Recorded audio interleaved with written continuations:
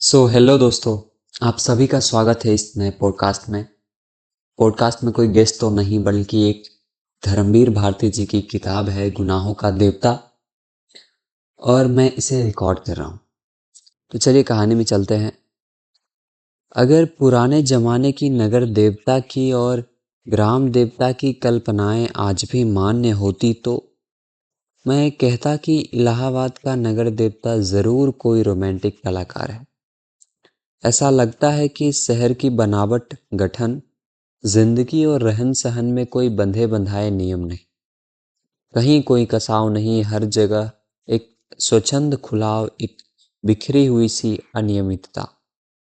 बनारस की गलियों से भी पतली गलियां और लखनऊ के सड़कों से चौड़ी सड़कें, यॉर्कशायर और ब्रिटेन के उपनगरों का महामुकाबला करने वाले सिविल लाइंस और दलदलों की जिंदगी, गंदगी को मात करने वाले मोहल्ले। मौसम में भी कहीं कोई सम नहीं, कोई संतुलन नहीं।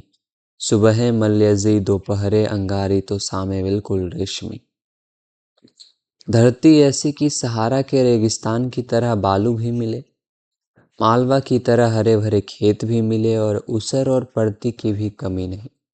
सचमुच लगता है कि प्रयाग का नगर देवता स्वर्ग कुंजों से निर्वासित कोई मनमौजी कलाकार है, जिसके सृजन में हर रंग के डोरे हैं। और चाहे जो हो, मगर इधर क्वार, कार्तिक तथा उधर बसंत के बाद और होली के बीच के मौसम से इलाहाबाद का वातावरण नेस्टर्सियम और पैंजी के फूलों से भी ज़्यादा खूबसूरत और आम के बौरों की खुशबू से भी ज़्यादा महकदार होता है। सिविल लाइंस हो या अल्फ्रेड पार्क, गंगा तट हो या खुशरू बाग, लगता है कि हवा एक नटखट दोशीजा की तरह कलियों के आंचल और लहरों से मियाज से छेड़खानी करती चलती है। और अगर आप सर्दी से बहुत नहीं डरते तो आप ज़रा एक ओवरकोट डालकर सुबह सुबह घूमने निकल जाएं, तो इन खुली हुई जगहों की फिजा इठलाकर आपको अपने जादू में बांध लेगी। खास तौर से पाँव फटने के पहले तो आपको एक बिल्कुल नई अनुभूति होगी। बसंत के नए नए मौसमी फूलों के रंग से मुकाबला करने वाली हल्की सुनहली बाल सूर्य की अंगुलियां सुबह की राजकुमारी के गुलाबी वक्ष पर बिखरे हुए भौराले गेशों की धीरे धीरे हटाती जाती है और क्षितिज पर सुनहली तरुणाई बिखर पड़ती है।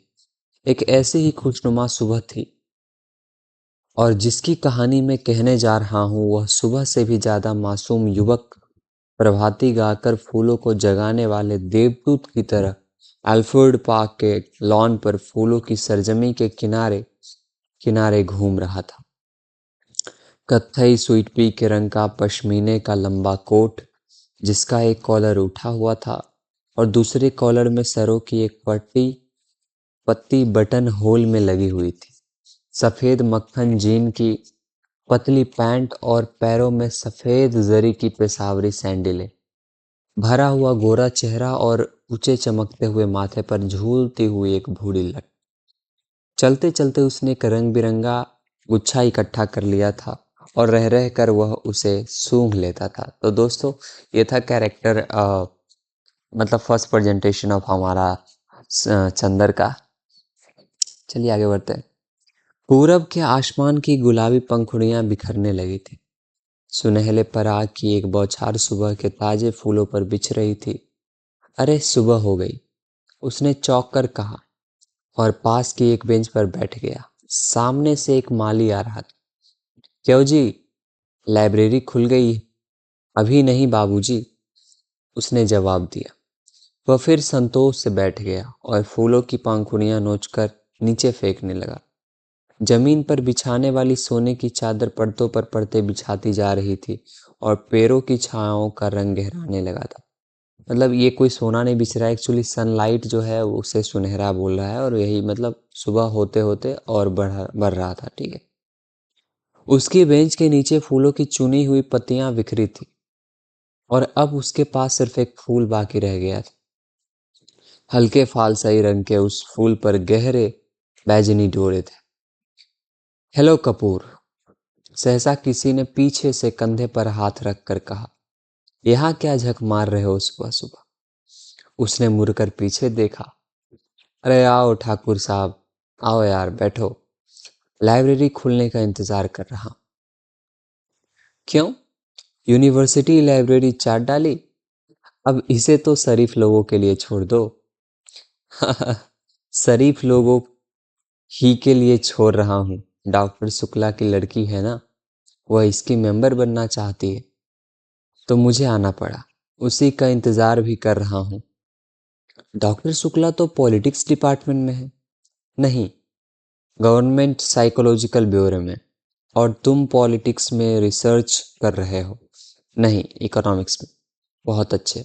तो उनकी लड़की को सदस्य बनवाने आए हो? कुछ अजब स्वर में ठाकुर ने कहा, मानो चिढ़ाना चाह रहा हो उसे। छी! कपूर ने हंसते हुए, कुछ अपने को बचाते हुए कहा, यार तुम जानते हो कि मेरा उनसे कितना घरेलू संबंध है। जब से मैं प्रयाग में हूँ उन्हीं के सहारे हूँ, और आजकल तो उन्हीं के यहाँ पढ़ता लिखता भी हूँ। ठाकुर साहब हंस पड़े। अरे भाई, मैं डॉक्टर शुक्ला को जानता नहीं क्या? उनका सा भला आदमी मिलना मुश्किल है। तुम सफाई व्यर्थ में दे रहे हो। ठाकुर साहब यूनिवर्सिटी के उन विद्यार्थियों में से थे जो बराया नाम विद्यार्थी होते हैं, और कब तक वे यूनिवर्सिटी को सुशोभित करते रहेंगे इसका कोई निश्चय नहीं। अच्छे खासे रुपए वाले व्यक्ति थे और घर के तालुकेदार, हंसमुख, फब्तियां कसने में मजा लेने वाले, मगर दिल के साफ, निगाह के सच्चे। वो बोले, एक बात तो मैं स्वीकार करता हूँ कि तुम्हारी पढ़ाई का सारा श्रेय डॉक्टर शुक्ला को है। तुम्हारे घर वाले तो कुछ खर्चा भेजते नहीं। इतने में कपूर साहब कहते हैं, नहीं, उनसे अलग ही होकर आया था। समझ लो कि इन्होंने किसी न किसी बहाने मदद की है। अच्छा आओ, तब तक लोटस पॉन्ड, कमल सरोवर तक ही घूम ले, फिर लाइब्रेरी भी खुल जाएगी। दोनों उठकर एक कृत्रिम कमल सरोवर की ओर चल दिए, जो पास ही में बना हुआ था। सीढ़ियां चढ़कर ही उन्होंने देखा कि एक सज्जन किनारे बैठे कमलों की ओर एकटक देखते हुए ध्यान में तल्लीन, छिपकली से दुबले पतले बालों की एक लट माथे पर झूमती हुई। कोई प्रेमी है या कोई फिलोसफर है? देखा ठाकुर? नहीं यार, दोनों से एक निकृष्ट कोटि के जीव हैं ये कवि है। मैं इन्हें जानता हूँ। ये रविंदर बिसरिया है। एमए में पढ़ता है। आओ मिलाए तुम। ठाकुर साहब ने एक बड़ा सा घास का तिनका तोड़कर पीछे से चुपके से जाकर उसकी गर्दन गुदगुदाई। बिसरिया चौंक उठा, पीछे मुड़कर देखा और बिखर गए। यह क्या बदतमीजी है ठाकुर साहब? मैं कितने गंभीर विचारों में डूबा था। और सहसा बड़े विचित्र स्वर में आंखें बंद कर बिसरिया बोला, आह, कैसा मनोरम प्रभात है। मेरी आत्मा में घोर अनुभूति हो रही थी। कपूर बिसरिया की मुद्रा पर ठाकुर साहब की ओर देखकर मुस्कुराया और इशारे में बोला, है यार सगल की चीज, शेरो जरा। ठाकुर साहब ने तिनका फेंक दिया और बोला, माफ करना भाई बिसरिया, बात यह है कि हम लोग कभी तो है नहीं, इसलिए समझ नहीं पाते क्या सोच रहे थे तुम। बिसरिया ने आंखें खोली और एक गहरी सांस लेकर बोला, मैं सोच रहा था कि आखिर प्रेम क्या होता है, क्यों होता है, कविता क्यों लिखी जाती है, फिर कविता के संग्रह उतने क्यों नहीं बिकते जितने उपन्यास या कहानी संग्रह। बात तो गंभीर है, कपूर बोला। जहां तक मैंने समझा और पढ़ा है, प्रेम एक तरह की बीमारी होती। कमाल की चीज है। ये वो व्यक्ति कह रहा है जिसे होने वाला है। गंभीर बीमारी होती है, मानसिक बीमारी होती है, जो मौसम बदलने के दिनों में होती है। मसलन क्वार, कार्तिक या फागुन, चैत। उसका संबंध रीढ़ की हड्डी से होता है, और कविता एक तरह का सानिपात होता है। मेरा मतलब आप समझ रहे हैं मिस्टर सिवरिया। सिवरिया नहीं, विसरिया। ठाकुर साहब ने टोका। विसरिया ने कुछ उज्जलत, कुछ परेशानी और कुछ गुस्से से उनकी ओर देखा और बोला, क्षमा कीजिएगा, आप या तो फ्रॉडवादी हैं या प्रगतिवादी, और आपके विचार सर्वदा विदेशी हैं। मैं इस तरह के विचारों से घृणा करता हूँ। कपूर कुछ जवाब देने ही फला था कि ठाकुर साहब बोले, अरे भाई बेकार उलझ गए तुम लोग, पहले परिचय तो कर लो आपस में। ये हैं श्री चंद्र कुमार कपूर, विश्वविद्यालय में रिसर्च कर रहे हैं और आप हैं श्री रविंद्र बिसरिया, इस वर्ष एमए में बैठ रहे हैं, कुछ अच्छे कवि हैं। कपूर ने हाथ मिलाया और फिर गंभीरता से बोला, क्यों साहब, आपको दुनिया में कोई काम नहीं रहा जो आप कविता करते हैं? बिसरिया ने ठाकुर साहब की ओर देखा और बोला, ठाकुर साहब, यह मेरा अपमान है। मैं इस तरह के सवालों का आदी नहीं हूँ। और उठ खड़ा हुआ। अरे बैठो बैठो, ठाकुर साहब ने हाथ खींचकर बिठा लिया। देखो, कपूर का मतलब तुम समझे नहीं। उसका कहना यह है कि तुमने इतनी प्रतिभा है कि लोग तुम्हारी प्रतिभा का आदर करना नहीं जानते। इसलिए उन्होंने सहानुभूति में तुमसे कहा कि तुम और कोई काम क्यों नहीं करते। वरना कपूर साहब तुम्हारी कविता के बहुत शौकीन हैं, मुझसे बराबर तारीफ करते हैं। बिसरिया पिघल गया और बोला, क्षमा कीजिएगा, मैंने गलत समझा। अब मेरा कविता संग्रह छप रहा है, मैं आपको अवश्य भेंट करूंगा। और फिर बिसरिया ठाकुर साहब की ओर मुड़कर बोला, अब लोग मेरी कविताओं की इतनी मांग करते हैं कि मैं परेशान हो गया हूँ।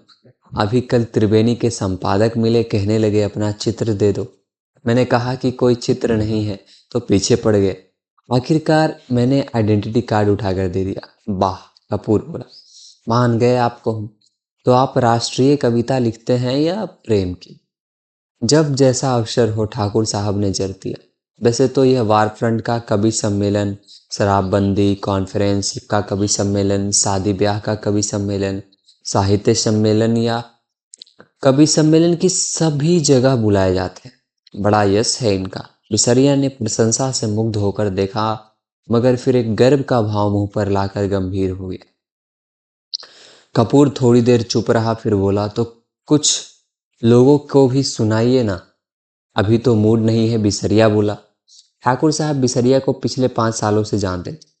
वे अच्छी तरह जानते थे कि बिसरिया किस समय और कैसे कविता सुनाता है, और अंततः बोले, ऐसे नहीं कपूर, आज शाम को आओ, जरा गंगा जी चले, कुछ वोटिंग रहे, कुछ खाना पीना रहे, तब कविता भी सुनना।